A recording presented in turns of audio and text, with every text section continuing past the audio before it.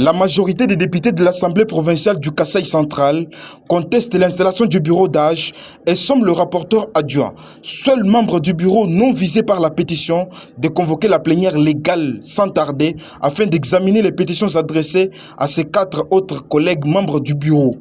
Au travers d'une déclaration politique rendue publique vendredi 13 juin 2025 au siège de l'organe délibérant, ces 18 des 32 députés provinciaux du Kasaï central disent avoir constaté les irrégularités et violations de leur règlement intérieur, y compris d'autres lois de la République, orchestrées par leurs 14 autres collègues députés depuis le 29 mai 2025 jusqu'à ce jour.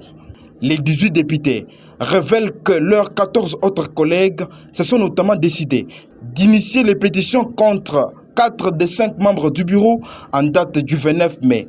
Pétition notifiée le 30 du même mois, de convoquer une plénière irrégulière en date du 5 juin au cours de laquelle ils ont mis en place un soi-disant bureau d'âge dirigé par l'honorable Stéphane Mwanda Malombo, n'étant pas le plus âgé car né en 1963 alors que le plus âgé est l'honorable Crispin Boungou Mapumba, né en 1952.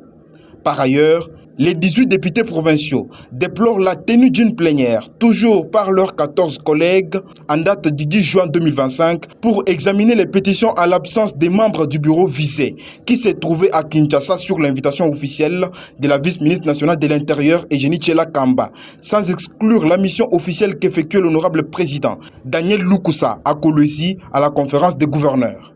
En outre, il s'insurge contre le fait que le sceau officiel de l'institution ait été falsifié en se faisant fabriquer un sceau dit du bureau d'âge, ce qu'il qualifie de l'usage de faux.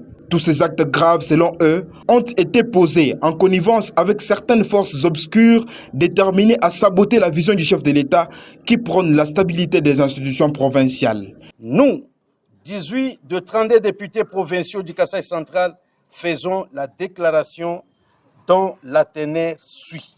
1. Réaffirmons notre indéfectible attachement à la volonté du chef de l'État, Félix Antoine Tshisekedi Tshilombo, garant de bon fonctionnement des institutions de la République, volonté exprimée lors de la 11e session de la conférence des gouverneurs tenue à Kalemi, de voir les institutions provinciales être stables pendant cette rude période où notre pays subit une agression injuste de la part du Rwanda. 2. Sommons le rapporteur adjoint de l'Assemblée provinciale du Kasaï central, seul membre non visé par la pétition, de convoquer dans un bref délai la plénière afin de soumettre les 4 pétitions à l'examen. 3.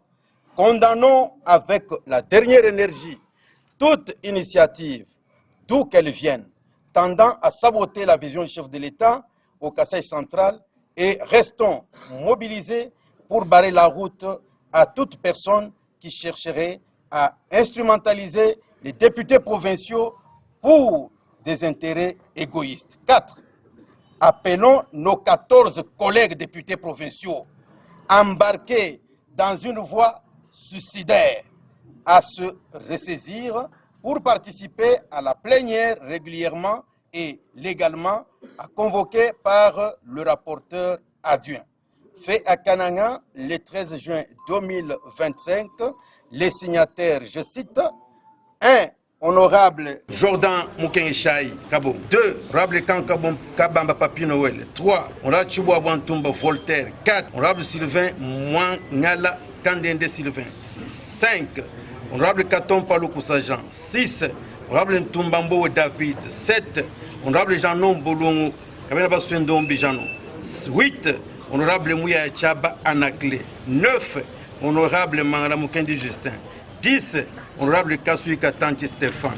11. Honorable Zakari Chipamba Mwamba Zakari. 12. Honorable Crispin Boungou Mapumba. 13. Honorable Kambidi Pierre Sosten. 14. Honorable Camille Saloumou. 15. Honorable Daniel Luku Saka Kupweki. 16. Honorable Babaswe Zakari. 17. Honorable Jean Mazala. 18. Honorable Tchomben Tumbapasi. Je vous remercie. Il convient de souligner que l'honorable président Daniel Lukuseka Kupweki est arrivé à Kananga ce vendredi 13 juin 2025. Il revient d'une mission officielle sur l'invitation de la vice-ministre nationale de l'Intérieur depuis le 2 juin, aux côtés de ses autres collègues membres du bureau, qui l'avaient déjà précédé au courant de la semaine et l'ont accueilli au pied de l'avion ce jour avant de l'accompagner jusqu'à son bureau de travail.